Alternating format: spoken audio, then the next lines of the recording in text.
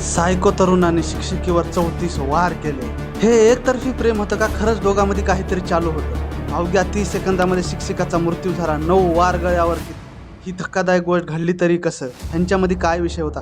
खरंच एकतर्फी प्रेम होतं का दोघांचं काय चालू होतं? सर्व विषय सांगणार आहे मी तुम्हाला आज। हरियाणा येथील फरीदाबादमध्ये संध्या नावाची मुलगी एक स्कूल टीचर होती आणि ती स्कूलमध्ये काम करायची। तिचं वय होतं 25 वर्ष आणि 8 वर्षाखाली तिनं लव्ह मॅरेज पण केलेलं होतं। ती सदा शाळेमध्ये काम करत होती आणि ती बिल्डिंग भाड्यानं घेतलेली होती। त्या बिल्डिंगच्या मालकाचा पुतण्या अमित तिथे कामानिमित्त यायचा। त्यामधून अमितची आणि संध्याची ओळख झाली असं सांगितलं जात आहे। हळूहळू त्यांची मैत्री वाढत गेली। अमित तिच्यावर प्रेम करायला लागला, त्याला तिच्यावर प्रेम झालं आणि ते प्रेम त्यांनी तिच्यासमोर व्यक्त पण केलं, पण संध्याने साफ नकार दिला। तरी पण तो तिचा पिछा करत होता। तिला असं म्हणायचा का तू माझ्यासोबतच राहा, असं तिला जबरदस्ती करायचा। या सर्व गोष्टीला कंटाळून संध्या दुसरीकडे राहायला गेली आणि दुसऱ्या शाळेत पण काम करायला लागली। पण येथे पण अमित काय तिचा पिछा सोडायला तयार नव्हता। त्या शाळेत पण तिचा पिछा करत करत महाग यायचा अमित। संध्याने आणि तिच्या नवऱ्याने पोलीस कंप्लेंट केली। पोलीस कंप्लेंट केल्याच्या नंतर अमित पोलिसांसमोर असं म्हणाला की आजच्या नंतर मी हिचा पिछा करणार नाही। पण तो काय कुणाचा ऐकणारा नव्हता।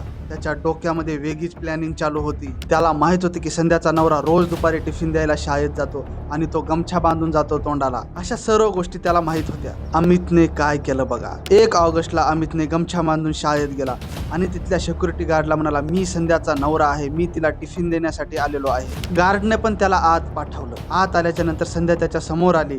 अचानक त्याने चाकूचे वार करायला सुरुवात केली। 30 सेकंदामध्ये त्याने 34 वार केले। त्याने 9 वार तर तिच्या गळ्यावर केले। प्रिन्सिपल अडवायला आला पण तो काय ऐकणारा नव्हता। प्रिन्सिपलला पण त्याने चाकू दाखवली। सर्व शिक्षक बाहेर आले तोपर्यंत अमित पळून गेला। संध्याला हॉस्पिटलला घेऊन जाण्यात आलं पण तोपर्यंत तिचा जीव गेलेला होता। पोलिसने अमितला पकडलं आणि अमितने असं बयान दिलं की आम्ही दोघे 2 वर्ष झाले रिलेशनशिप मध्ये होतो। ती मला 2 वर्षाच्या नंतर नकार देत होती आणि ती माझ्या सोबत येत नव्हती म्हणून मी तिला मारलं, असं पोलिसांना बयान दिलं आहे आम्ही। काय खरं काय खोटं ह्याचा तपास अजून पोलीस करत आहेत। काहीही कारण असेल तर एखाद्या व्यक्तीला एवढं क्रूरपणे मारणं चुकीचं आहे। एखाद्या स्त्रीचा नकार म्हणजे नकार असतो। आजकालच्या समाजामध्ये असले सायको प्रेम करणारे लोकांची संख्या जास्त वाढलेली आहे आणि ह्याच्यामधून जीव पण जास्त जात आहे। असल्या विकृत लोकांना शिक्षा झाली पाहिजे आणि ह्यांच्यासाठी वेगळे नियम पण बनलेले पाहिजे असं मला वाटतं। अमित एकतर्फी प्रेम करत होता का संध्याचा पण त्याच्यामध्ये काही हात होता हे अजून नक्की काय समजलेलं नाही। पुढच्या अपडेटमध्ये तुम्हाला नक्की कळवण्यात येईल। अशाच विषयावर माहिती पाहण्यासाठी आमच्या चॅनलला सबस्क्राईब करायला विसरू नका।